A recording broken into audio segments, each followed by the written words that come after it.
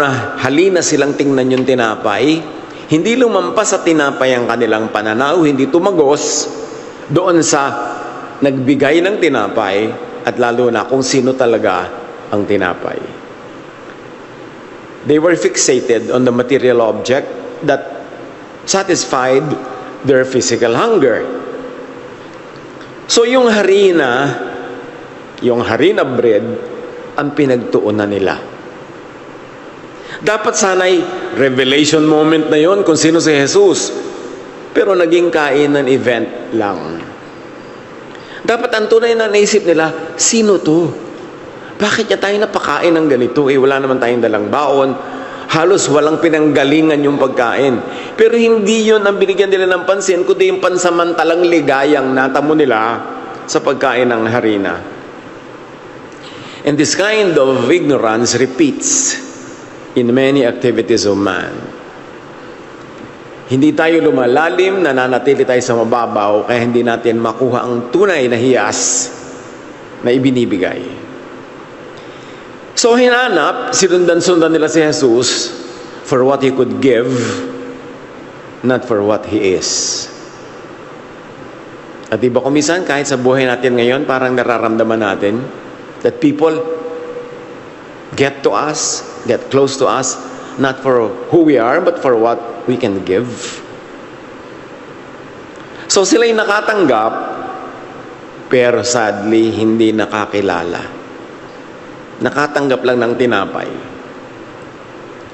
John 6:27, do not work for food that spoils. Ano-ano yan? Hindi lang yung tinapay na napapanis, naluluma, inaamag. Mga bagay na ang bisa ay pansamantala lang. Hindi tayo dapat napapako, naenganyo sa mga bagay na napaka-temporary ng ibinibigay sa ating ginawa o satisfaction. Fixes lang. But for food that endures to eternal life, which the Son of Man will give you. Sabi niya, huwag kayong magpagod sa mga bagay na pansamantala lang ang dinadalang biyaya. Ang hanapin nyo yung tunay na blessing. The food that endures. And what is that? Buhay na galing kay Jesus. Connected and attached to the Father, and that means eternal. Yung mas malalim at mas mahirap na ma-appreciate ang hanapin. Huwag manatili sa ibabaw lang ng dagat kung ang mga perlas ay nandoon, sinisisid sa malalim. So John 6:28-29, then they asked him, what must we do to do the works God requires? Sabi niya, huwag kayo maghanap ng mga mabababaw na bagay. Sabi, ano mga dapat namin gawin? Ano-ano? Para magawa namin ang ipinapagawa ng Diyos. Jesus answered, the work of God is this, to believe in the one He has sent. Inaasahan siguro nito mga listeners niya na sanay sa Jewish tradition, bibigyan sila ni Jesus ng mga listahan ng mga do's and don'ts. Tulad ng kaugalian nila, ng tradisyon nila, ng relihiyon nila, puro do's, don'ts, do's, don'ts. Sabi niya, ito ang gawain na ipinapagawa sa inyo ng Ama. Manalig sa kanyang isinugong anak. So actually, hindi siya talaga trabaho. Kung tutuusin ko ano ang tunay na work na sa tradisyon ng mga Jews, because this one is internal. And the work is to believe. Madaling mag-work para sa Diyos. Sabihin, naglilingkod ako sa Diyos. Meron ako mga gawain. Pero, believing ba? O puro do's and don'ts? Nalilibang ba tayo sa napakarami natin pinagagagawa na actually do's and don'ts, pero hindi tayo nakakapagtuon ng pansin sa maniwala, manalig. Kumisan nga, substitute pa yung activities sa kakulangan ng tunay na lalim ng pananalig, pinapalitan na lang ng mga sakripisyo at trabaho. Hindi tayo dapat mahalina sa ganung panglilibang. John 6:30-32, so they asked him, what sign then will you give that we may see it and believe you? Parang kakaiba yung pinasabi mo. hindi naman kayo minasanay sa mga hindi do's and don'ts. Ang pinapagawa mo sa amin, manalig, parang malalim-lalim yan, mahirap-hirap gawin. So para namin mag-invest kami dyan ng pagod, ano naman ang patunay mo na dapat kaming makinig sa iyo? What sign will you give us? What will you do? Our ancestors ate the manna in the wilderness. As it is written, He, meaning Moses, gave them bread from heaven to eat. Ikinambyo na naman nila ang usapan sa tinapay. Sabi nila, ano naman ang patunay na ibibigay mo sa amin na sugo ka nga ng kataas-taasan? Si Moses nga, pinakain kami sa desert. Yun, sign na siya ay propeta. Ikaw, anong sign mo? Isinasuggest na naman nila, magpakain muli. Ang totoo, nahigitan ni Jesus yung pakain ni Moses. Kasi pakain ni Moses, yung sapat-sapat lang. Pero nung si Jesus nagpakain, alam natin, pagkarami-rami pang tira. Napakaraming sobra. Hindi sila pareho. Jesus said to them, It is not Moses who has given you bread from heaven, but it was my Father who gives you the true bread from heaven. Isa na naman tong malaking pagsalungat sa nakakaugalian na nilang paniwalaan. Sabi niya, hindi si Moses ang talaga nagbigay sa inyo. Ang Ama sa Langit ang nagbibigay ng tunay na tinapay ng buhay. And at this point, dapat naman malinaw na sa isip natin, dalawang uri ng tinapay yung pinag-uusapan natin dito. Yung tinapay na harina, kakabusog sa sikmura, at si Jesus na tinapay ng buhay, na tinapay na buhay. Tinapay na nagbibigay buhay, hindi lang ng pansamantalang aliw sa sikmurang nagugutom. 33 to 35, patuloy ni Jesus, For the bread of God is the bread that comes down from heaven and gives life to the world. Hindi madaling usapan itong nagaganap sa kanila kasi kung pinag-uusapan nyo, mga material things lang, madali yun tangible, nabibilang, nakikita. Pero itong mga ideya, malalalim, matatayog ng mga ideya na kung hindi mo talaga susundan na ng mataimtim, hindi mo maintindihan. Sir, they said, always give us this bread. So gusto naman nila yung tinapay na sinasabi ni Jesus na nanggagaling sa kataas-taasan na nagbibigay ng buhay. So may interest naman sila sa, Sir, always give us this bread. Then Jesus declared, I am the bread of life. Another shocker. It's the plot thickens. Pahirap ng pahirap maintindihan ito. Kaya kung hindi ka susunod talaga, maliligaw ka at bibitaw ka na lang, ayoko na nga ng topic na yan. Sabi niya, I am the bread of life. Whoever comes to me will never go hungry, and whoever believes in me will never be thirsty. So, itong bread na ito, meaning essential, daily, and digested sustenance. Kasi, hindi ka na magugutom. Hindi ka na mauuhaw.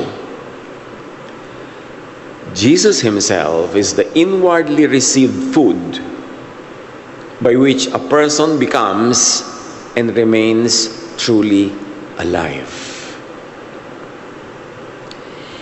Hindi taga-abot ng tinapay si Jesus.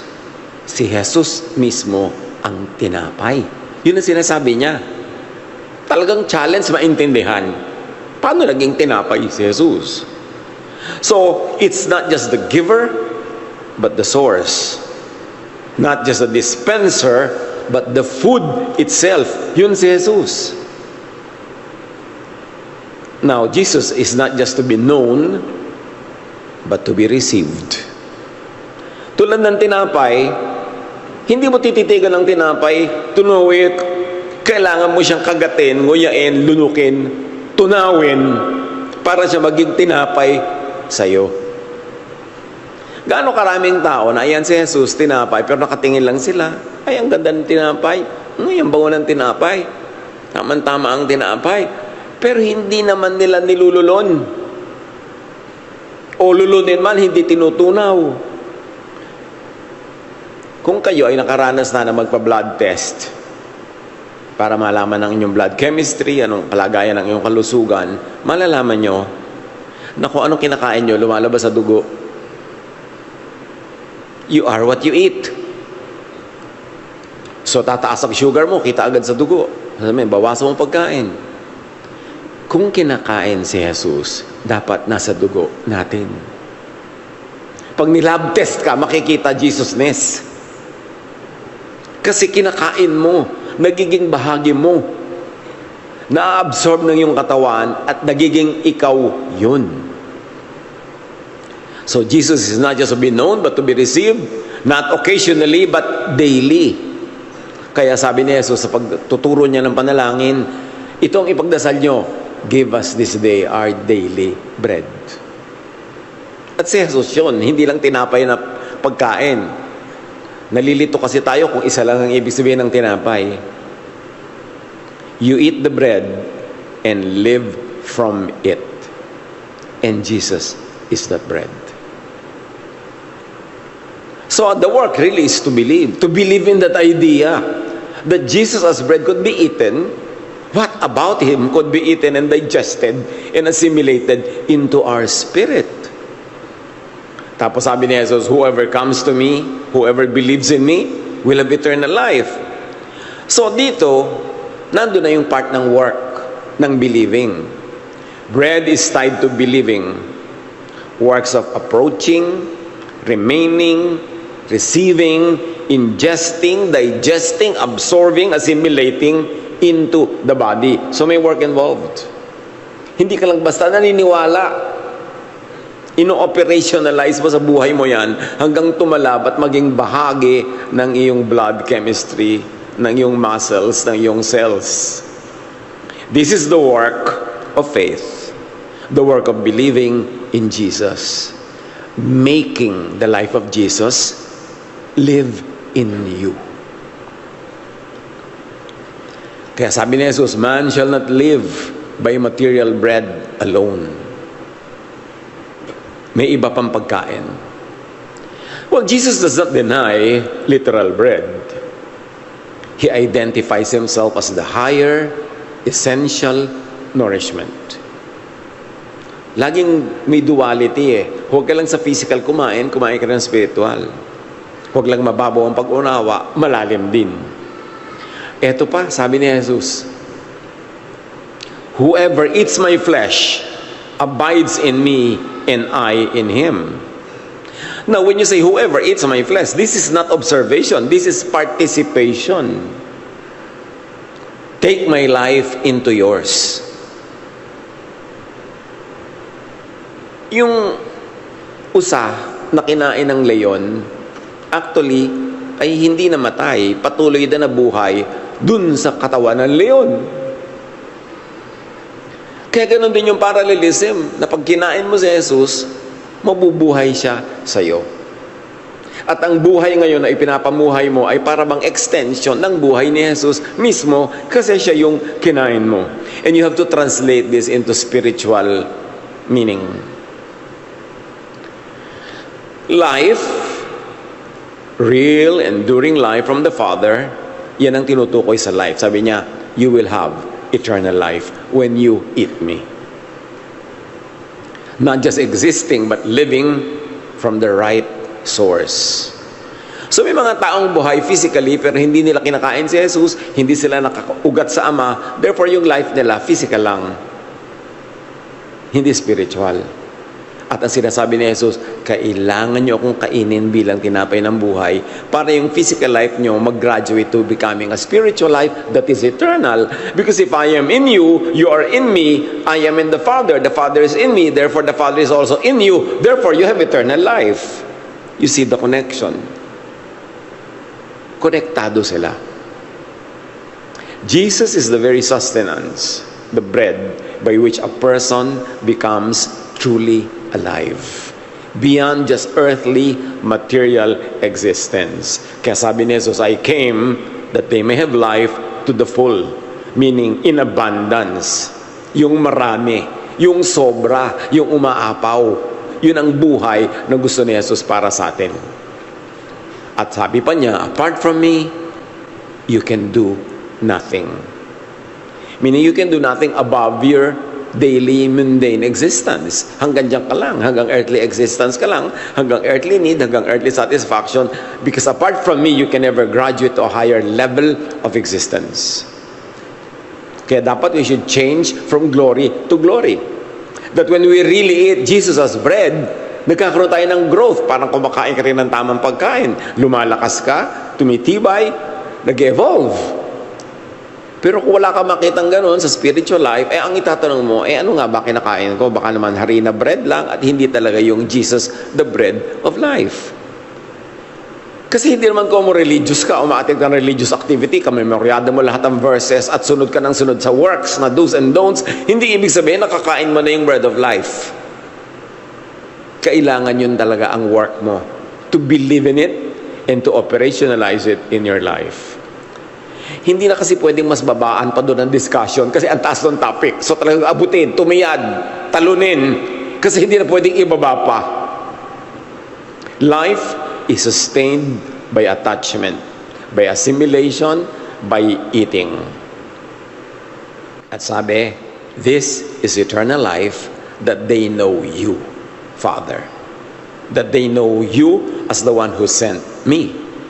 So what does it mean here? Life is relational. It is directly linked to the Father through Jesus. That is life.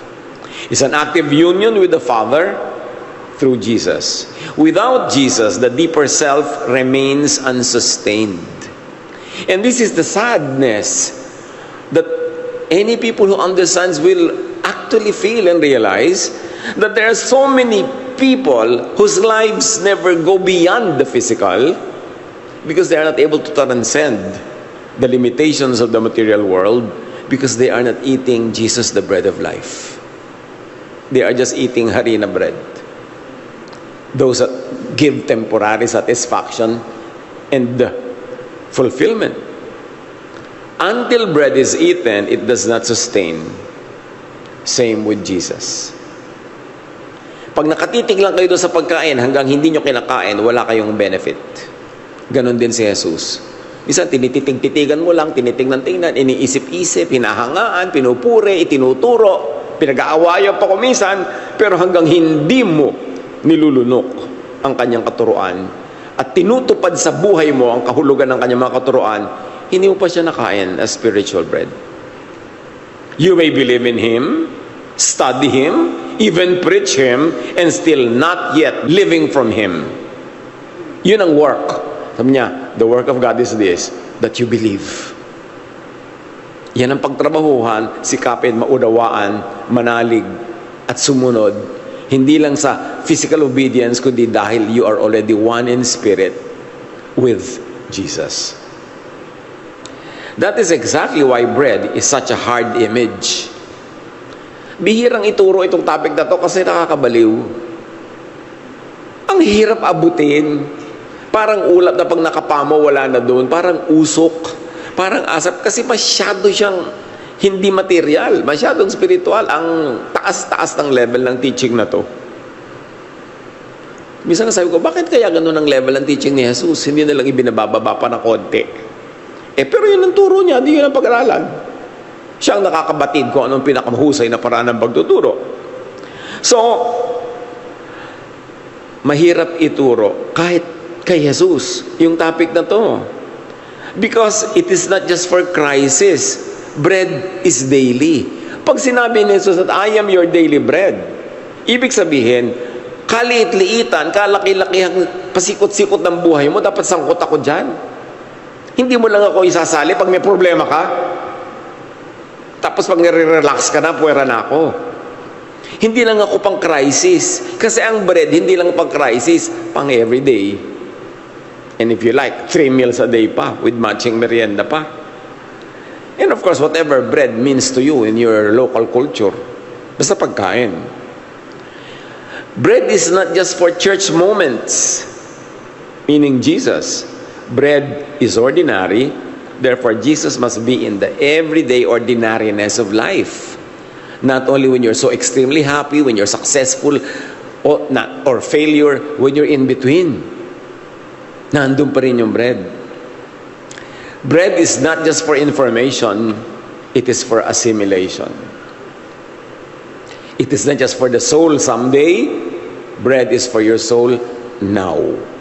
Kaya mahirap tanggapin si Jesus as bread. Kasi ibig sabihin, surrender. Tunay na connection, and up to a point, a great degree of dependence for sustenance. I am the bread of life amounts to, I am the one you must live from. Not merely the one who gives you things, but the one whose own life must enter you, sustain you, and become the source from which you think, endure, choose, love, and remain alive. This is commitment. Pag itinrato mo Jesus as your bread, it is commitment. Na ang pag-iisip niya ang gagawin mong pag-iisip mo. Ang pagpapahalaga niya ang magiging values mo. Ang kanyang style ang magiging style mo. Kasi nga, you are what you eat. Jesus is not merely the giver of bread, He is the bread. And the work of faith is pag-aralan kung paano siya kakainin, lulunukin, tutunawin, at sasaling sangkap ng ating dugo, ng ating laman, ng ating buhay, ng ating isip, ng ating damdamin. Verses 36 to 40, but as I told you, you have seen me, and still you do not believe. Pinakain ko na nga kayo, sobra-sobra eh. Hanggang ngayon, hindi pa kayo naniniwala sa akin. Ang dami ko nagagawa, napagaling ang mga may sakit. Ang dami ko na, nakita nyo na mga pinagagagawa ko, hindi pa rin kayo nananalig. My Father's will is that everyone who looks to the Son and believes in Him shall have eternal life. Sari-sari ang tinuturo ng mga religious groups kung paano magkakaroon ng buhay na walang hanggan. Kaya Jesus tayo makinig. Sabi niya, eto ang kalooban ng Ama. Sino man ang titingin sa anak at mananalig, magkakaroon ng buhay na walang hanggan. Mananalig. Ano yung papanaligan sa kanya? To the point, nakakainin mo siya dahil bilib na bilib ka. 41 to 46. At this, the Jews there began to grumble about him because he said, I am the bread that came down from heaven. Natural. Sabi niya, ano yun? Paano natin siya kakainin? Ano to? Cannibalism. Kasi nagiging napakaliteral ng pagbasa nila. Stop grumbling among yourselves, Jesus answered. No one can come to me unless the Father who sent me draws them. Huwag na kayo magtalo-talo, hindi yan nadadaan sa debate. Hindi yan nadadaan sa pagtatalo-talo. Kasi liban na lang na pagkalooban kayo ng Ama na makaunawa, hindi nyo nga mauunawa. So, ibig mo sabihin, Diyos lang talaga ang magde-decide kung maunawaan ko yan or not. No, ino-offer naman yan ng Panginoon sa lahat. But, meron kang participation. Tatanggapin mo ba? Pagtatrabahuhan mo ba yung homework na unawain yung itinuturo? Sabi ni Jesus, they will all be taught by God. Everyone who has heard the Father and learned from Him comes to me. Sabi niya, lahat kayo tuturuan, so huwag kayo magdaramdam na namili ang Diyos ng tuturuan. Sabi, lahat kayo tuturuan. Nagpapahayag ang Ama sa napakaraming paraan, sa napakaraming panahon. Lahat kayo. Pero, pinag-aaralan nyo ba? Tinatanggap nyo ba? To the point that you will come to me. Na ma-identify nyo, oo nga, siya nga ang anak ng Diyos. Tama, yan nga ang itinuturo. Nakikinig ba tayo sa mga inuudyok sa atin ng Espiritu? Itinuturo ng Ama sa lahat ng panahon para pag nakita natin yung teaching ni Jesus ay may recognize ka natin, ito nga ang galing sa Ama. Yun ang participation ng tao. Lahat tinuturuan, pero ang response mo, mag-aaral ka ba? Makikinig ka ba? Manunuri. Hindi lahat ng ayaw tumanggap ay kulang sa paliwanag. Madalas, kulang sa pagbubukas ng isip at puso. Ayaw lang talaga. 47 to 51. Very truly, I tell you, the one who believes has eternal life. Ulit-ulit si Jesus, ha? The one who believes has eternal life. Forget everything you have been taught about how to have eternal life. Listen to Jesus. Sabi niya, everyone who believes has eternal life. Pag nanalig ka, lubos mong tinanggap, bigla kang nakokonekta sa Ama through Jesus. Nagkakaroon ka siyempre ng eternal life. Alam naman connected ka sa Father, tapos wala kang life. Your ancestors ate the manna in the wilderness, yet they died. Kasi lagi nilang inuungkat si Moses at yung tinapay ni Moses, sabi ni Jesus, lahat na nagkain na ng tinapay ni Moses, nagkabatayan na. But there's the bread that comes down from heaven, which anyone may eat and not die. Anyone, ha? Hindi pinipili. Kung pinipili mong kainin, pipiliin ka rin niya na kainin mo siya. Which anyone may eat and not die. I am the living bread that came down from heaven. Whoever eats this bread will live forever. This bread is my flesh, which I will give for the life of the world. Ang pagkain ay hindi pakikinig lang, kundi paglunok at pagtunaw. Gano'n na karami sa mga katuruan ni Jesus, tinulunok na natin at tinunaw. Meron nga, nakagat na, iluluwa pa. Ay, ayoko dito. Luwa. Nalunok na, nagka-empacho pa. Kasi nagdadalawang loob, gusto ko ba talaga itong tunawin, maging bahagi ko or not? Parang kontra ito sa ibig ko, sa gusto ko.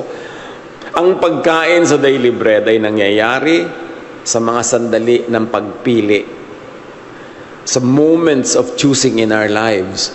And let's go deep down into daily life.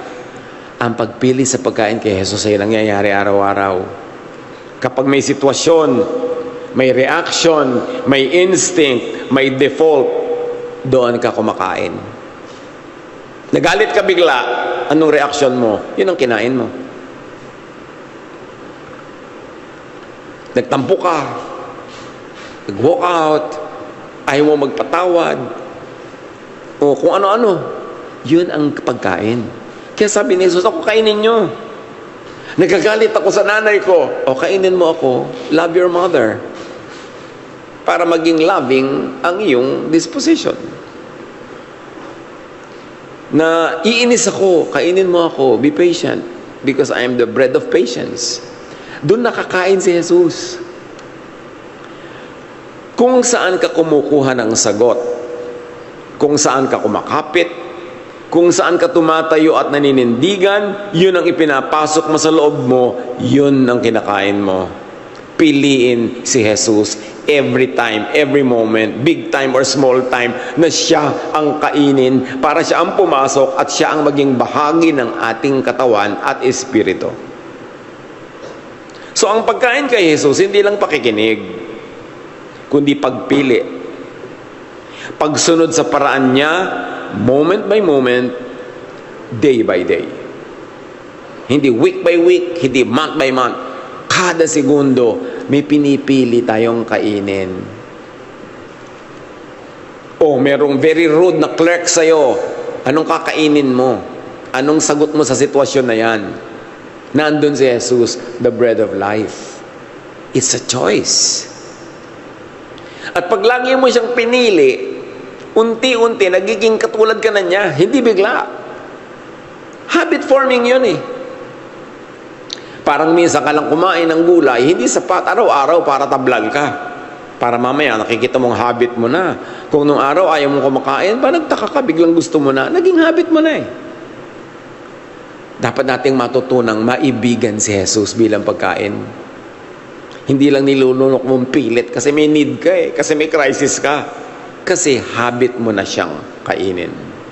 Doon, sa ganyan nakakain si Jesus at nagiging bahagi ng katawan ng buhay mo. Nabubuhay siya sa iyo tulad ng pagkain kinakain mo. At dahil doon nabubuhay ka sa Kanya, nagiging isa kayo. At dahil isa na kayo, kung saan siya pumunta, kasunod ka. Kasi isa kayo.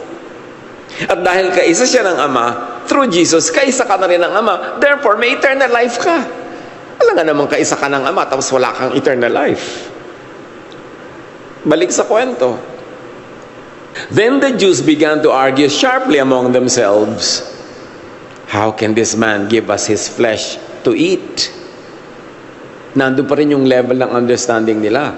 Remember these people were steeped in religious tradition. Marinated sila sa relihiyon. Alam nila ang mga verses, memoryado nila sa ulo nila, alam nila ang mga katuruan. So hindi nagtuturo si Jesus sa mga taong walang tool to understand what He was saying. Except that, they refused to use that tool because ang katuruan ni Jesus hindi sang-ayon sa mga nakasanayan nilang marinig. Ayaw nila. Gusto lang nila si Jesus na tinapay pagka gusto kong kumain. Pero kung ayaw kong kumain at may iba kong gustong kainin, dapat siya ang gusto kong kainin. Ayaw lang nila talaga. Malalim na language versus literal reading ang nagaganap sa kwentong ito. Jesus said to them, "Very truly I tell you, unless you eat the flesh of the Son of Man and drink His blood," o sumama na pa yung blood. Allergic pa naman ang mga Jews sa blood. Tapos sabi ni Jesus, unless you drink His blood, talagang may shocker. Yung sinasabi ni Jesus, gumagamit siya ng shock effect para gisingin ang nagtutulog-tulugan. You have no life in you. Liba nilang kainin niyo ang aking laman at inumin niyo ang aking dugo, wala kayong buhay. Whoever eats my flesh and drinks my blood has eternal life. Ayan na naman yung eternal life. For my flesh is real food, and my blood is real drink. Whoever eats my flesh and drinks my blood remains in me and I in them. So now it becomes very clear na metaphor tong tinutukoy ni Jesus. Ito'y talinghaga, hindi literal. Nakakainin mo yung laman niya, inumin mo yung dugo niya. Ibig sabihin, kung ano ako, ang ibig sabihin ng aking pagkatao at pagka-Diyos, ang aking iniisip, ang aking mga pagpapahalaga, ang aking mga katuruan, kainin niyong lahat yun hanggang maging bahagi yun ng inyong pagkatao. At pag nagkagayon, may eternal life kayo. Kasi ako'y nabubuhay na sa inyo. Alam nga naman, dali niyo ako sa kamatayan. Ako ang magdadala sa inyo sa buhay pag tayo'y magkakambal na. Pag tayo'y magkasama na. Ito ang pinaka-intimate na larawan ng life transfer. Hindi external, kundi internal. Bread is a person to whom life attaches. And that bread is Jesus. For the world, not only for one lahi or one time or one place, for the world. For God so loved the world that He gave His only Son, that whoever believes in Him will not perish, but will have everlasting life. And Jesus says, I have come that you might have life and have it abundantly. Just as the living Father sent me, patuloy ni Jesus, and I live because of the Father, so the one who feeds on me will live because of me.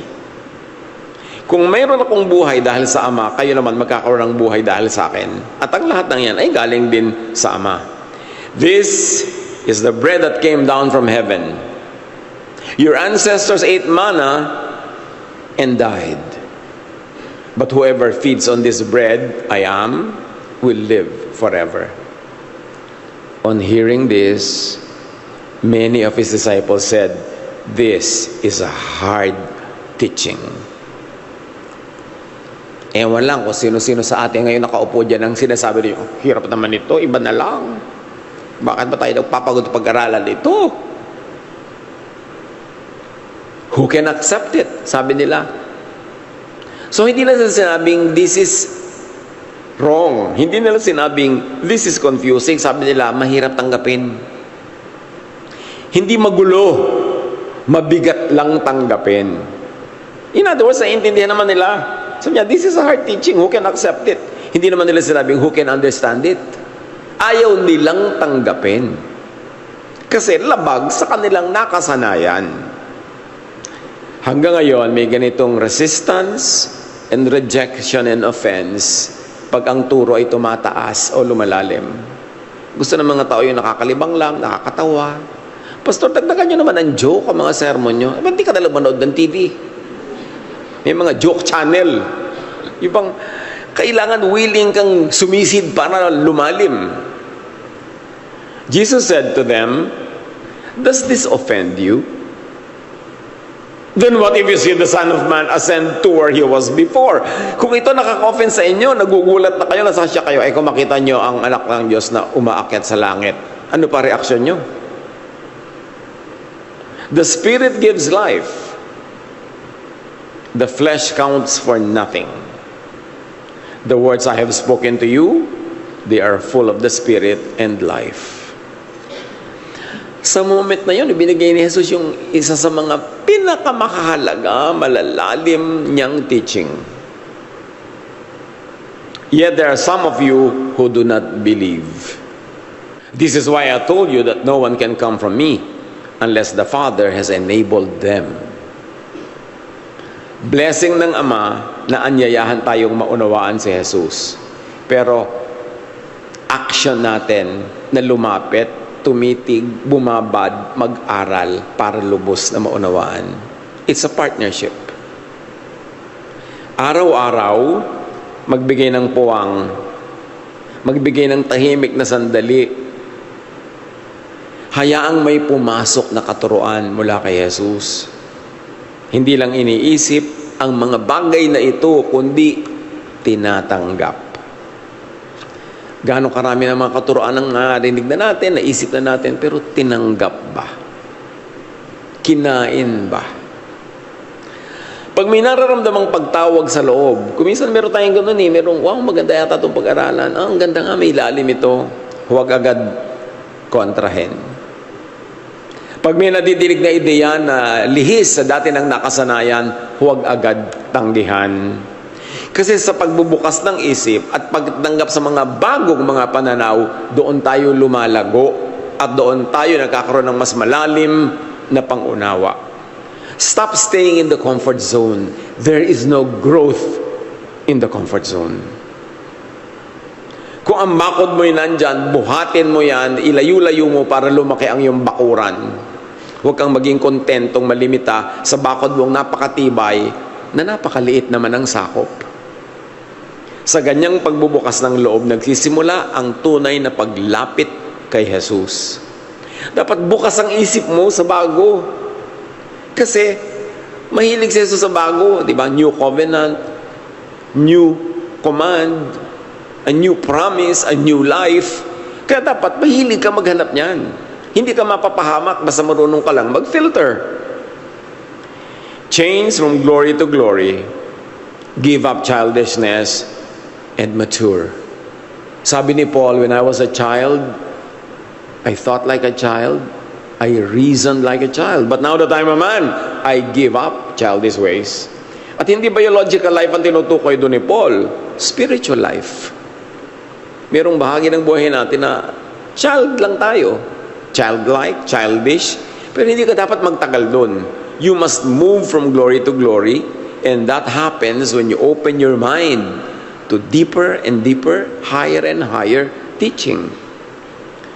From this time, many of his disciples turned back and no longer followed him. Nung pinakain ni Jesus ng tinapay na harina, nagsunuran.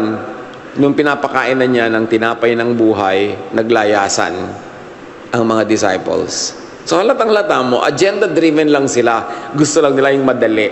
Gusto lang nila yung nakakain agad. Pero ayaw nila mag-invest sa tunay na pag-iisip. Yung sinasabing, the work of God is this, to believe in the one He has sent. And you've got to invest to believe. Kasi kailangan mo pag-isipan, kailangan mo suriin, kailangan mong hayaang bumaba mula sa langit patungo sa kaibuturan ng iyong puso, yung malalalim na mga katuroang ito. So, tinalikuran nila si Jesus. Sayang naman, nandun na sila Malayo na sana yung narating. Konti na lang. Dahil lang nahirapan silang intindihin yun, nagtalikuran sila. You do not want to live too, do you? Jesus asked the 12. O kayong 12, aalis na rin ba kayo? Tatalikod na kayo sa akin dahil ayaw nyo nadinig nyo. Simon Peter answered him, Lord, to whom shall we go? You have the words of eternal life. And who will know what the words of eternal life are? Yung tinuruan ng Ama at tumanggap ng katuruan na yon at lumapit kay Jesus, sila ang masasabing, oo nga, itong nadidinig ko, words of eternal life to. Internal discernment mo na magsasabi sa iyo kung ang naririnig mo ay basura or words of eternal life. Sabi ni Pedro, you have the words of eternal life. Kanino pa kami pupunta? We have come to believe and to know that you are the Holy One of God. Revelation yun. talastasan ng Ama at ng tao. Para makilala mo si Jesus, para makilala mo kung ano ang galing kay Jesus at ano ang hindi. Walang makakapagturong iba sa'yo, ang Ama lang, at kailangan mo lang mag-work. Lumapit kay Jesus, unawain, intindihin, and the rest will happen. Kasi sabi ni Jesus, ask and you shall receive. Seek and you will find. Knock and the door will be open to you. So walang katuroang too hard for you to understand if you knock, if you seek, if you ask. Kailangan yung willingness to eat the bread. Jesus is the bread of life. He is not for crisis only. Bread is daily. Jesus should be part of our daily life. Every hour, every moment. Not just for information, but for assimilation. Not only to see the bread, but to eat it. So, return to Jesus all the time. Keep returning to Jesus. When you have a question, when you have a decision to make, when you have to make small or big moves, keep returning to Jesus and receive His wisdom, not just study. Draw strength, not just ideas. Humugot ng lakas kay Jesus. Huwag lang humugot ng kaalaman, tas information na nasa isip na wala namang silbi. Kailangan yung information na yun bumaba sa sikmura, matunaw, maging bahagi natin, at mapapatunayan mong natunaw mo na yun because it becomes your strength. It becomes your light. It becomes your bearing, your compass. Let His life shape reactions, choices, and endurance. Makinig ng buo. Hindi lang para malaman, kundi para manguya, malunok, at matunaw ang bread of life. Homework natin yan to connect the dots and to understand more deeply what all these words are. Because no other human being can explain it to you, only the Holy Spirit. Kailangang hanapin, hingin ang kaliwanagan. Huwag umatras agad pag mahirap tanggapin. Sa pananatili nagsisimula ang paglalim. Kainin ang tinapay ng buhay. Banata ng kasaysayang ito, si Elijah ay pinalis ng Diyos doon sa kabayanan sapagkat ilang taon nang hindi umuulan. Walang ani, walang pagkain, walang tubig. Namamatay ang tao sa gutom. At sabi ng Diyos kay Elijah, pumunta ka doon sa batis ng karit, sa isang liblib na puok, yun ang iinumin mong tubig, at may mga inutusan ako mga uwak na magdadala sa iyo ng pagkain.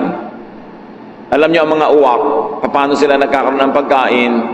Bigla-bigla na lang silang lumulusob sa mga pagkain, mga nakahain ng mga pindang, ng mga daing, mga pagkain ng mga tao, ninanakaw nila actually.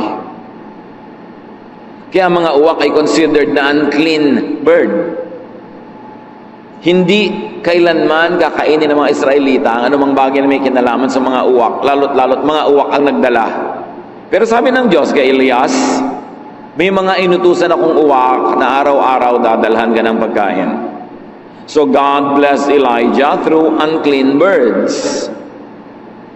God now would bless Elijah through a foreigner, a non-Jew, and a widow at that.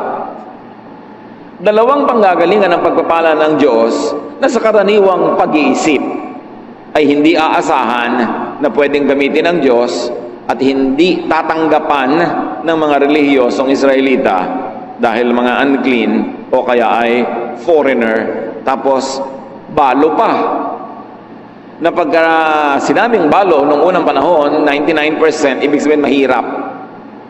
Kasi bihira namang balo ang merong kayamanang minamana o kaya ay may sariling negosyo o hanap buhay. Kaya pag sinabing balo, karamihan din gutom, mahirap, salat sa mga pangangailangan.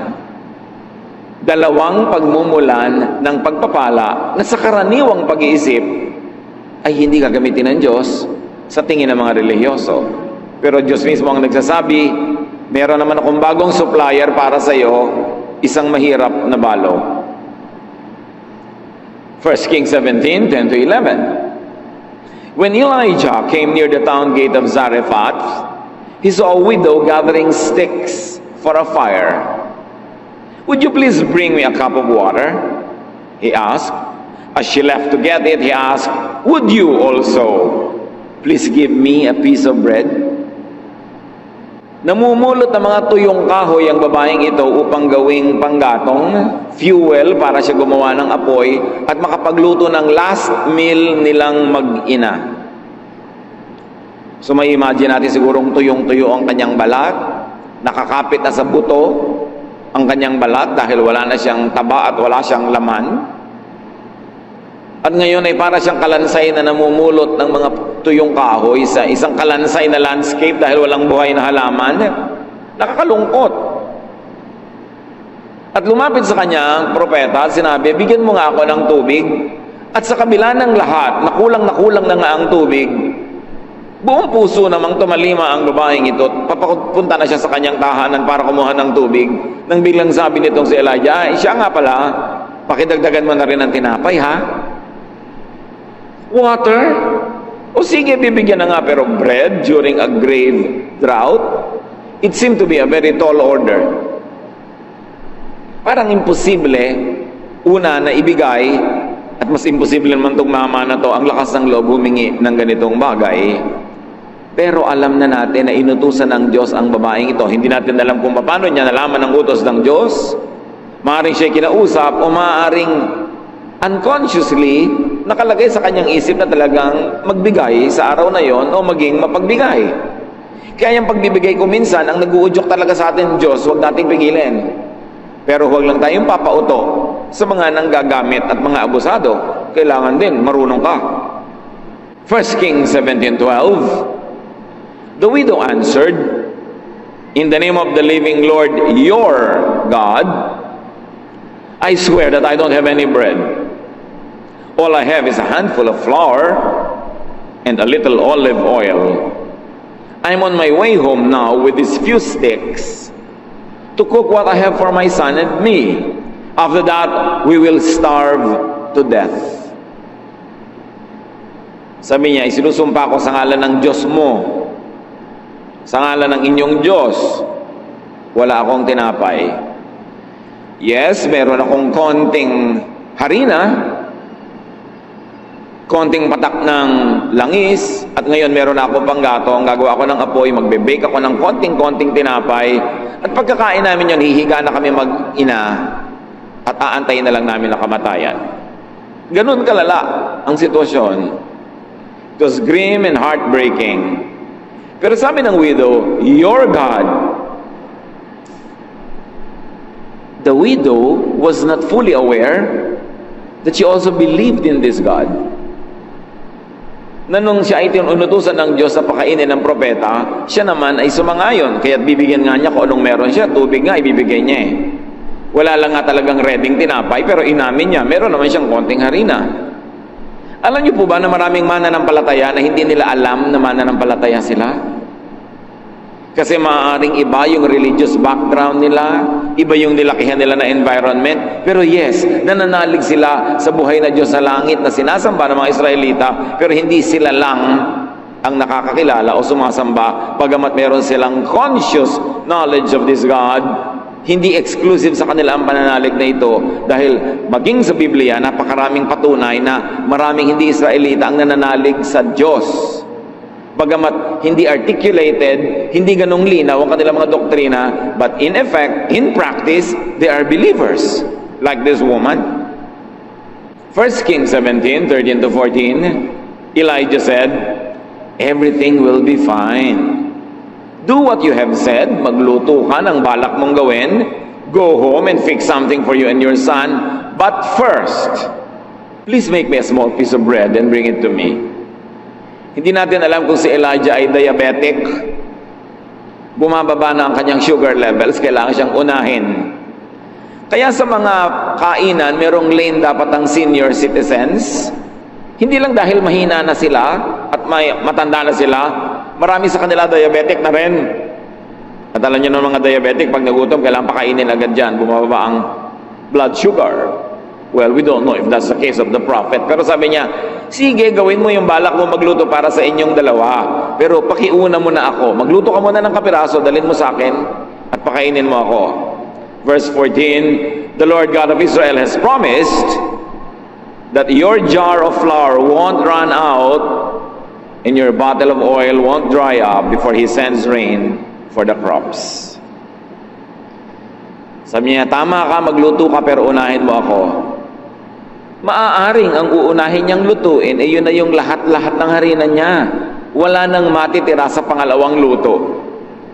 Pero sabi ng propeta, pag ginawa mo yan, hindi mauubusan ng laman ng iyong banga. Tuwing dudukwang ka at titingnan mo ang loob, meron ka uling maluluto, kaya sige na, ipagluto mo na ako.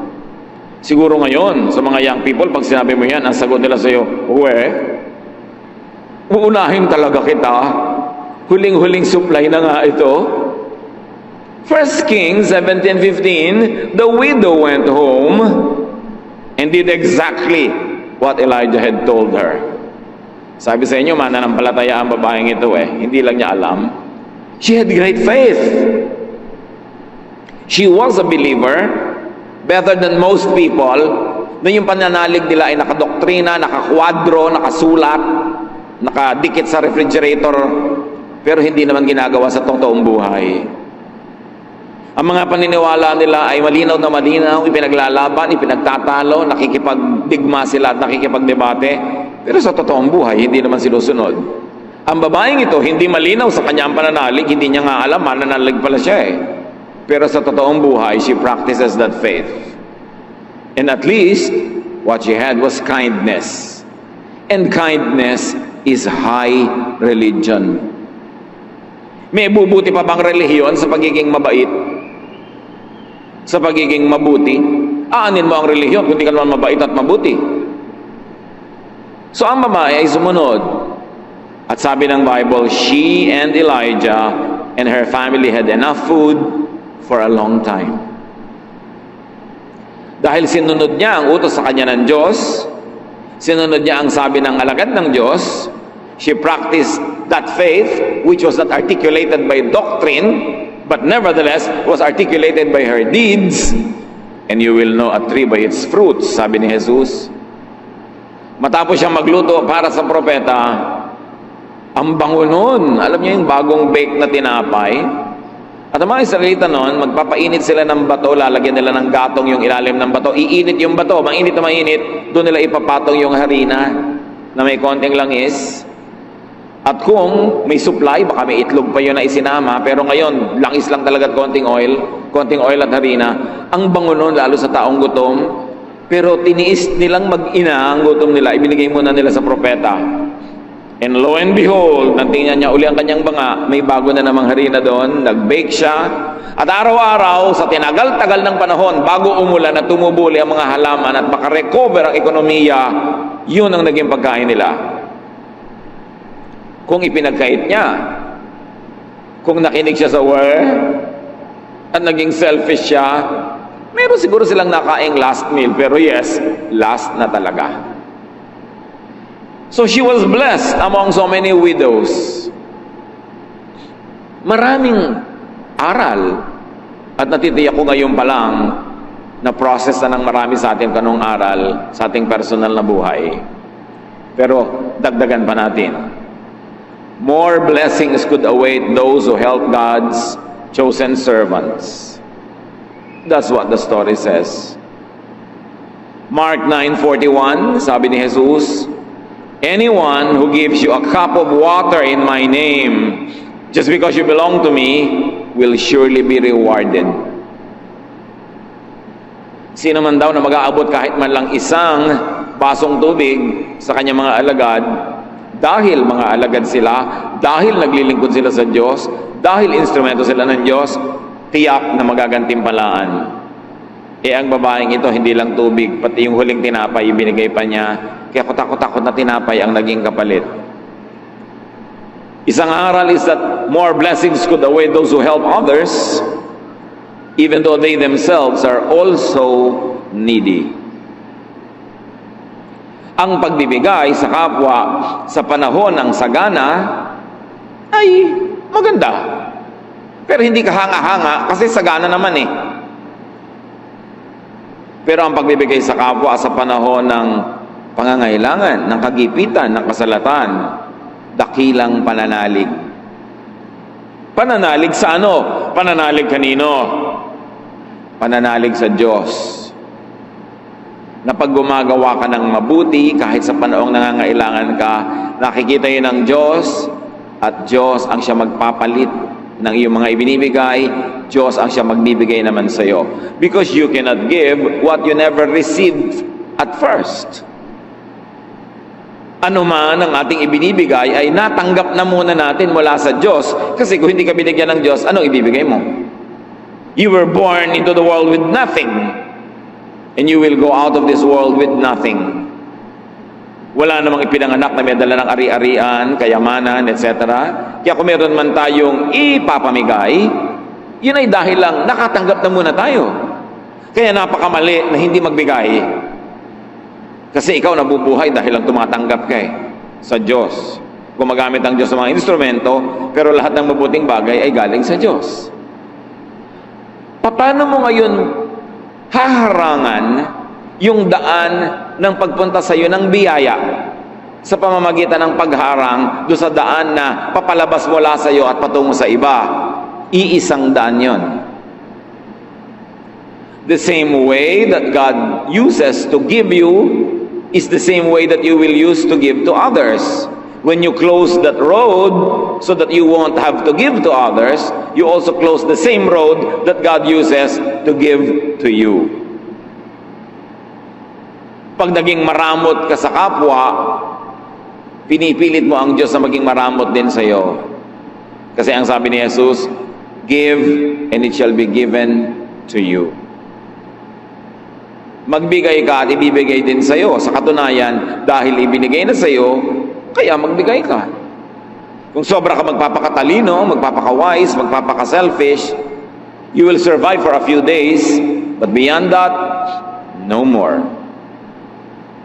Kaya ang tunay na matalino, mapagbigay. E paano pa kung hindi ka lang matalino at maka-Diyos ka pa, di lalo ka mapagbigay? Hindi matalino yung maramot.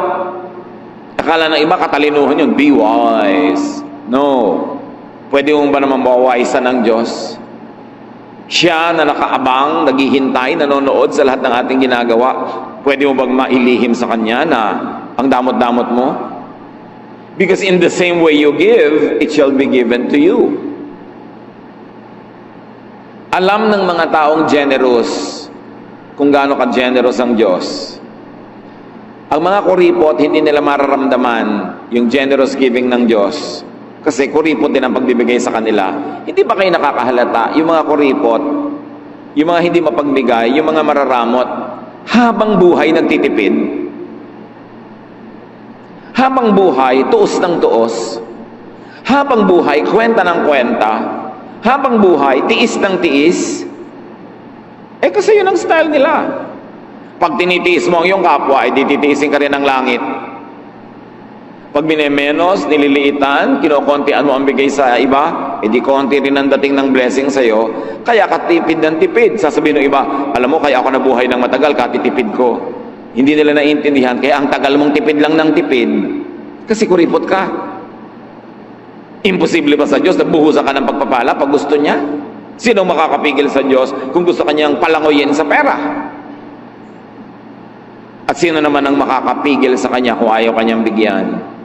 Alam niyo kung sino ang makakapag-udyok sa Diyos at makakapigil sa Diyos? Tayo rin. Because in the same way you give, you receive. What you do to others, they do unto you, and God does to you. Ang tunay na matalino, mapagbigay. Kasi ang pagbibigay ay pagtatanim, at ang pagtatanim ay pag-ani. Hindi man yung binigyan mong eksaktong tao ang anihan mo, aanit-aani ka sa iba. Kasi si Jesus ang may sabi, what you plant, you harvest. Pero ang pinagkakait, ipinagdadamot mo sa iba, ipagkakait at ipagdadamot din sa iyo ng langit. Kaya maging mapagbigay dahil matalino, at lalo naman kung dahil maka-Diyos. More blessings could await those who believe that God will provide.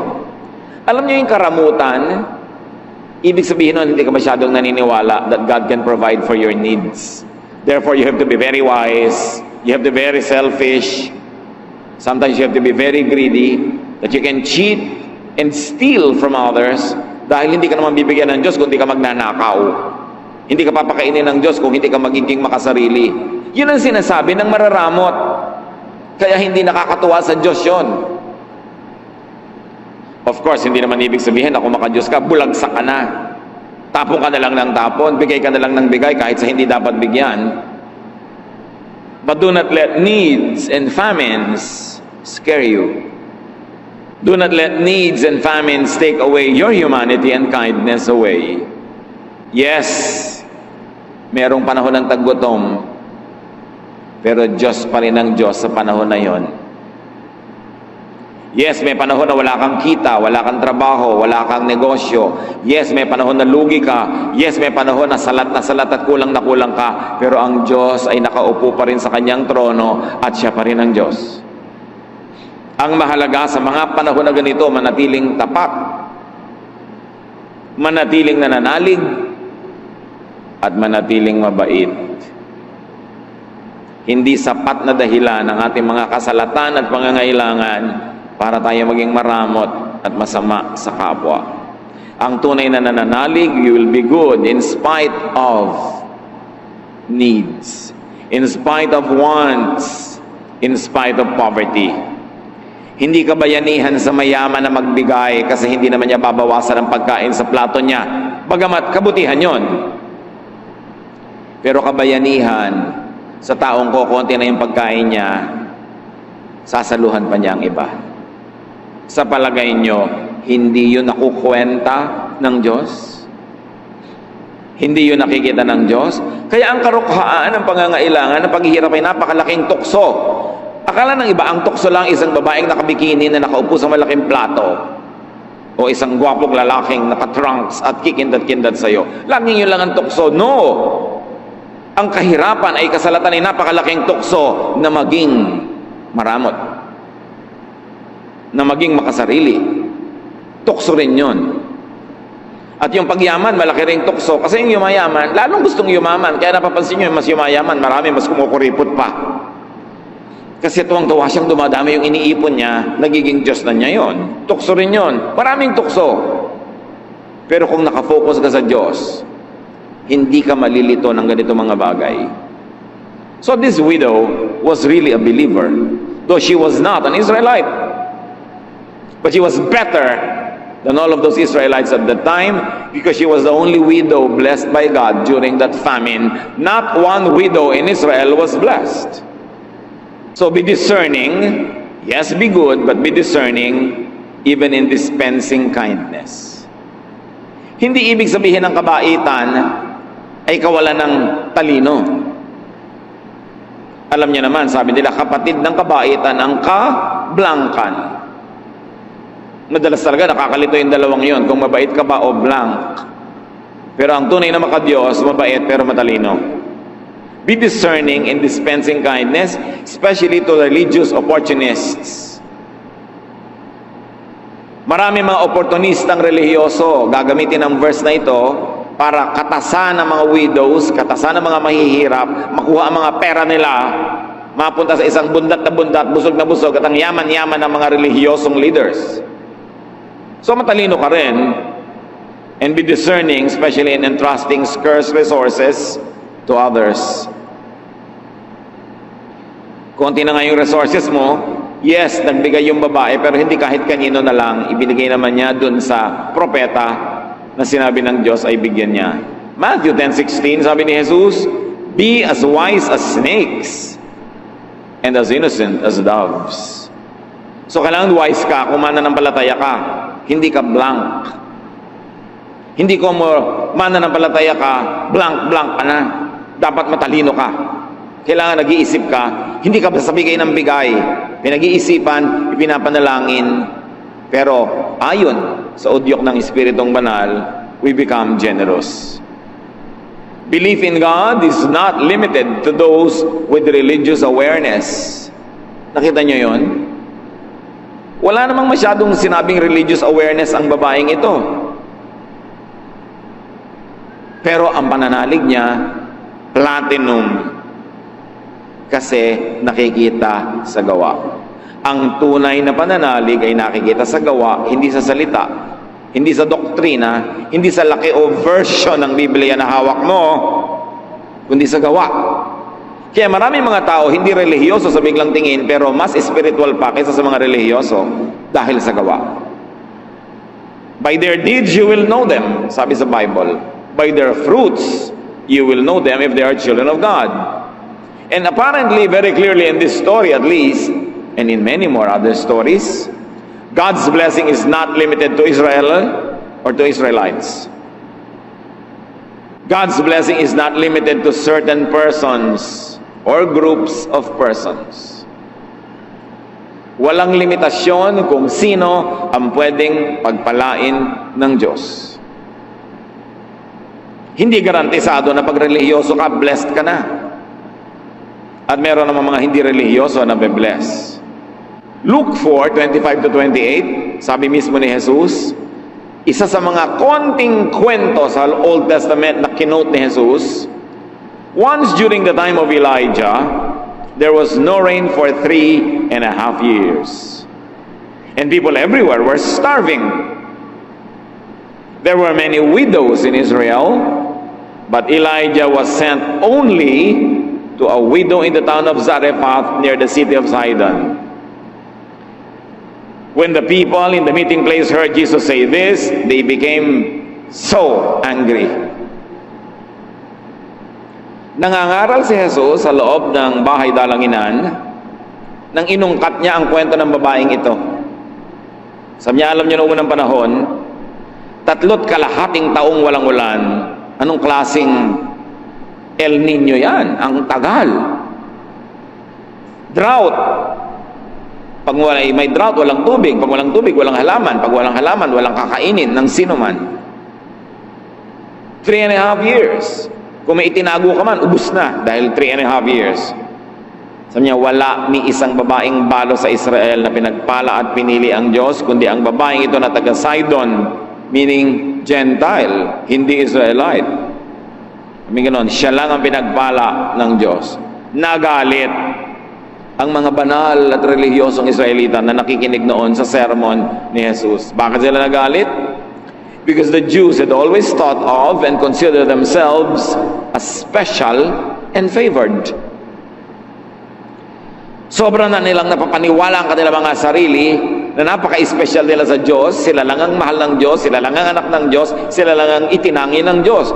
At yan ay binasag ni Jesus sa napakaraming pagkakataon. Ipinamukha niya sa mga Israelita, you are not as special as you think. At sabi ni John the Baptist, kahit ang mga batong ito, pwedeng gawin ng Diyos na tagasamba sa Kanya kung kayo mga Israelita hindi sumasamba. Sobra kasing naging ethnocentric ang mga Israelites. Sobrang yumabang sila. Sila lang ang blessed. At sabi ni Jesus, alam niyo ba? 3.5 years, not one widow in Israel was blessed, but this outsider was blessed. Because God blesses whom He likes to bless. Hindi mo pwedeng limitahan ng Diyos na yung gusto mo lang i-bless niya, ang i-bless niya. The Lord told Moses that He has pity and mercy on anyone He wants to. Kung sino man ang maibigan ng Diyos sa kaawaan, tulungan, sino ang makakapigil sa Kanya. So God can bless you because maganda yun, na pagpapala ka dahil bagay ka, karapat-dapat ka, marami kang ginagawang mabuti, relihiyoso ka, etc. But God can bless you in spite of. Yes, pwede kang pagpalain ng Diyos dahil bagay ka, at pwede kang pagpalain ng Diyos kahit di ka bagay pagpalain, lalo sa tingin ng iba. God can bless you anyhow, anyway. Ganon kahiwaga ang Diyos. At kahit nagugutom ang buong bayan, God can bless you if God likes to bless you. Kahit huling harina mo na yon, pwede niyang dagdagan kung gusto niya. Luke 1:37, nothing is impossible for God. Walang imposible. Kaya pagka meron tayong mga suliranin, meron tayong mga pangangailangan, huwag kayo dun tumitig. Ang titigan nyo yung Diyos na kayang lutasin ng ating mga suliranin. Pag meron kang pangangailangan, ang titigan mo yung Diyos na kayang magbigay. Pag may kinakatakutan ka, ang Diyos ang tingnan mo na siyang nagbibigay sa iyo ng proteksyon laban sa iyong kinakatakutan. Sa oras na ang tingnan mo dilim, nalilimutan mong may liwanag. Pag ang pinakuan mo ng mata ay problema, nalilimutan mong may solusyon. Lahat ng problema may katapat na solusyon. Pero pastor, wala pong solusyon ang problema ko. Eh di hindi problema yon. Kasi pag may problema, may solusyon. Yun ang ibig sabihin ng problema. Pag walang solusyon, hindi problema, huwag mong problemahin, tanggapin mo. Kaya naman kung minsan nahihirapan ka, pinoproblema mo ang hindi problema. Halimbawa, ang height ko lang po, 3 feet and 2 inches. Problema ba yan? Anong solusyon? Wala po. Hindi problema, tanggapin mo. Tumungtong ka na lang sa bangko. Ba't mo pinoproblema? Hindi pala problema dahil walang solusyon. Ngayon, kung may solusyon, yun ang problemahin mo. Tumingi ka sa Diyos ang lakas na malutas yan. Walang hindi kaya ang Diyos. Mark 9:23, if you can, said Jesus, everything is possible for one who believes. Bakit may nangyayari sa iba at sa iba wala? Maraming dahilan. Maaring hindi na kalooban ng Diyos para sa kanila, maaring hindi pa yun ang panahon. Pero, ang pinakamalaking dahilan ay ang ating personal na pananalig. Sabi dito ng mga humihingi ng himala kay Diyos, kay Jesus, kung kakayanin niyo po, kakayanin ninyo, natulungan kami. At sabi ni Jesus, kung kaya ko, siyempre kaya ko. Pero hindi yung kaya ko pinag-uusapan. Ang pinag-uusapan ay, nananalig ka ba? Given na kaya ng Diyos. Pero hindi como kaya ng Diyos ay gagawin ng Diyos kung wala ka namang pananalig. So yung pananalig mo ang susi na magbubukas sa lock ng pagpapala ng Diyos. Yes, may pagpapala sa loob. Meron, kaya niya. Pero ang magbubukas doon ang iyong pananalig. Kaya kailangan nananalig. What are your needs? Tulad ng babae yan, may mga pangangailangan tayong lahat. Ewan lang kung merong mas sisidhi pa sa pangangailangan niya. Nakakain na sila ng huli nilang pagkain mag-ina at mamamatay na sila. Ewan kung may makakaproduce ng mas malalapad dyan at wala. Therefore, may solusyon ng needs na yan. Nakakita na ba kayo ng banga na hindi naubusan ng laman? Huwag niyong masabi-sabing wala dahil kakatingin-tingin lang natin. Meron. At kung nakabukasan yung spiritual eyes, you must have seen it already. Hindi ito kwentong kutsero, hindi ito kwentong barbero, ito ay Biblia na pinag-uusapan natin. Salita ng Diyos, merong banga na hindi nawawala ng laman. At yung bangang yon, pwedeng banga mo sa bahay. Sa katunayan, baka nga kaya buhay ka pa ngayong kapatid kasi hindi naubos-ubos yung banga. Hindi mo lang nahahalata na pinagpapala ka ng Diyos. Kasi kung hindi ka pinagpapala ng Diyos, dapat matagal ka ng patay. Dapat matagal ka nang namatay sa gutom, nasagasaan ka na ng lahat ng tricycle at tren at kotse, sa lahat ng pagtawid mo sa lansangan, nahulog ka na sa lahat ng kalsada, nalunod ka na sa lahat ng swimming pool, nalason ka na sa lahat ng pinagkakakain mo sa mga tabi-tabi. Buhay ka pa nga, hindi ka ba malaking himala ng Diyos? Tapos nalilimutan natin, yes, himala tayo ng Diyos. Kailangan pa ba talagang may mga trumpeta ng anghel, mga kulog at kidlat at mga kampana para malaman mo naghihimala sa buhay mo ang Diyos? And most of the time, we are ungrateful, blind to the blessings of God dahil hindi tayo nakatingin. O pagtingin mo, mayroong laman, sabi mo, ay, walang palaman. Walang dressing. Nalilimutan natin kasi kuminsan yung pagpapala kasi ang hinahanap natin yung icing, ang laki-laki ng cake na nasa harap mo. Nandito pa tayong lahat dahil katulad tayo ng babaeng ito. Up to this moment, at the very least, hindi na ubusan ang banga nyo. Kahit mga kuminsan napakaburara natin, napakapabaya, kuminsan hindi maingat, Pero ayan, buhay pa rin tayong lahat. God can bless you. And remember this, God can bless you even through ravens. Kahit unconventional at unclean, maruruming mga uwak, ginamit ng Diyos para kahit panandalian, buhayin yung kanyang anak na walang makain. So, hindi na kailangan magselan-selan ka, lalo sa panahon ng pangangailangan. Nauunawaan niya ng Diyos at may ganap at sapat na mga halimbawa sa Biblia. Ang Diyos nga nagsalita sa pamamagitan ng isang donkey. Pinagpala ng Diyos ang mga spies ng Israel through a prostitute, Rahab. Marami mga relihiyoso ngayon, mas maselan pa doon sa mga karakter sa Bible na pinagpala talaga ng Diyos.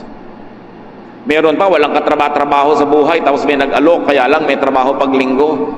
Ayaw payagan ng kanyang religious leader na magtrabaho dahil linggo kailangan nasa church. Namamatay ka na nga sa gutom, hindi ka pa tatanggap ng trabaho, di magsimba ka pag Miyerkules, pag Huwebes, pag Sabado. Tatanggihan mo yon? Meron pa nga nagtatanong, paano po yan? Nagtatrabaho po ako sa ganito, ganon. Nasabi po ng leader namin, hindi daw banal yung pabrika na yon, hindi daw banal yung trabaho na yun. May iba ka bang choice ngayon? Wala nga po. Di binibigay sa'yo ng Diyos yan para ka mabuhay kahit panandali. Di maghanap ka ng iba. Pero habang hindi ka nakakahanap, ang gusto mo, magpakamatay ka sa gutom. Patayin mo mga anak mo nakaasa sa'yo dahil ang banal-banal mo. Itong ang propeta, pinakain through these ravens. And this prophet, a man, was fed by a widow. Meron bang imposible sa Diyos kung gusto kanyang pagpalain? Kaya sabi ni Pedro, hindi po ako makakakain yung mga yan, marumi. At sabi ng Diyos, wag na wag mong matatawag na marumi ang ipinapakain ko sa iyo. Ako ang nagpapakain. The earth is the Lord's and everything in it. And no one can and should stop God to bless you. Kahit yung pagiging maselan mo na may relihiyoso, meron kang dapat tanggapin, lalo sa oras ng kagipitan, at tanggapin mo yon na nanggagaling sa amang umuunawa at nagmamahal sa iyo. Galit na galit ang mga Bible-based Christians sa mga poon-poonan, sa mga idols, sa mga Diyos-Diyosan. Pero yun ay yun lang mga Diyos-Diyosan na rebultong kahoy or chalk or calendar o picture. Pero maraming born-again Christians, evangelical Christians, pero ding poon-poonan at mga imahen. Ano yon? Mga doktrina tungkol sa Diyos na hindi tumpak. A misrepresentation of God through very narrow doctrines is also an idol. Because the definition of an idol is a misrepresentation of God. So when you misrepresent God, make God angrier than He is, make God look more strict than He is, you are actually creating an idol and you are worshiping an idol. Parehong bawal lang yun. Isang galit na galit ka sa rebultong kahoy, rebultong bato, pero may rebulto ka wala sa utak mo, doktrina tungkol sa Diyos na mali. Baluktot, salungat, sa tunay na imahe ng Diyos na mabait, mabuti, maunawain, mapagpatawad. So, you could be blessed by God even through an unlikely source. May nagtatanong pa, paano po pag may nag-donate ng tithe ng napanalunan niya sa loto, tatanggapin niyo po ba? Sabi ko, aba, yes, dalian. Galing po sa loto. Galing po sa kanino lahat ang pera sa mundo? Ibig mo sabihin, examining ko pa ang lahat ng nagtatithe dito? Nasa Diyos yun at nasa nagbibigay. At kung galing man sa hindi maganda, dahil ibinigay niya sa maganda, di gumanda. Hindi ba galing din tayo sa dilim, hinugod sa dilim? Galing din tayo sa hindi maganda? Pero dahil sa Panginoon, gumanda ang situation natin. Lahat napapaganda ayon sa puso at ayon sa layunin. Huwag sobrang maselan. Wala na ng trabaho, magbibitiw pa sa trabaho dahil sa religious arte. Lalo kung may pananagutan ka, may mga pakainin ka sa buhay mo, tanggapin mo yan bilang pagpapala sa Diyos. At kung hindi ka masyadong komportable, di maghanap ka ng iba. Pero habang wala pa, bakit ka naman tatalon from the frying pan to the fire?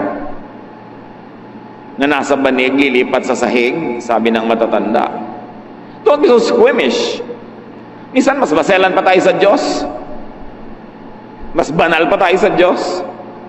Kasi meron tayong mga paniniwalang hindi naman totoo dahil nahuhubog ang paniniwala natin sa Diyos through doctrinal idolatry. Idols din yun. Dapat din yung basagin. Dapat ipakilala ang Diyos kung sino talaga siya at kung paano siya nagpakilala sa Biblia.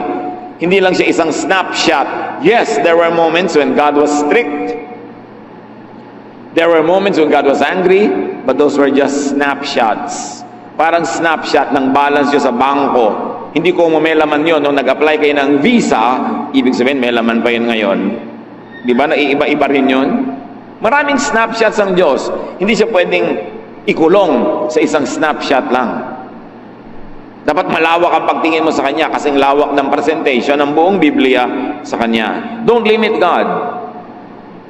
So do not focus on your needs, but focus on the giver, the Lord. So are you needy? Anong mga pangangailangan ninyo? Anong mga kalungkutan ninyo? Anong mga kasalatan? Hindi yan excuse para maging masama. Hindi yan excuse para maging masungit. Hindi yan excuse para maging maramot. Lahat tayo may hinihilang buntot. May mga pabigat sa buhay, pero hindi excuse yun para ilabas mo yung sungay. Mas may hinihila kang bigat, mas gumaganda pagka kagandahang loob, kagandahang asal ang ating ipinapakita. Kahit na mga problema ka, pwede kang ngumiti. Kasi ang pagsimangot naman, hindi masosolve yung problema mo eh. So huwag tayong pabigat sa sobrang dami ng mga issues. Huwag nating lilimutin ng Diyos kasi siya ang laging tumutulong sa atin. At kaya niya tayong tulungan kung iibigin niya. Yung puso natin ang ilagay natin sa tama.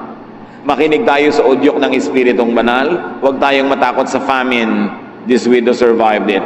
And there's no reason why anybody cannot. Basta tayo kakasihan ng Diyos at pagkakalooban niya ng pagpapalala.